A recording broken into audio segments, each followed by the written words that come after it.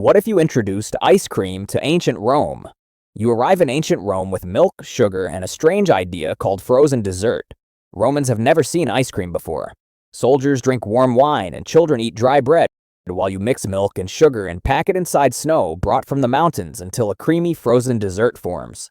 A small boy tastes it and his eyes go wide as he whispers about the strange, cold, sweet milk. The next day, you open a small stall near the Roman Forum.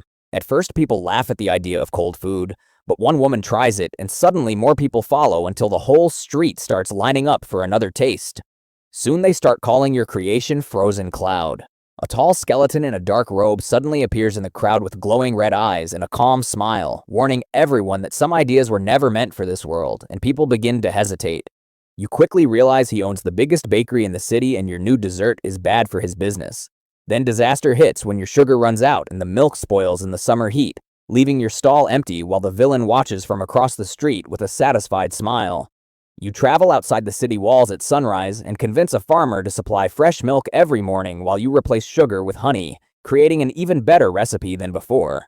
Within weeks long, lines stretch across the street as gladiators eat your frozen dessert after battles, and even senators stand in line to taste it. The villain tries to spread rumors again, but now the people defend you because the entire city has fallen in love with your creation. Eventually, you are summoned to the emperor's palace, where he quietly tastes the frozen dessert, smiles, and orders the royal kitchens to serve it at every feast, turning you into one of the most important food makers in all of Rome.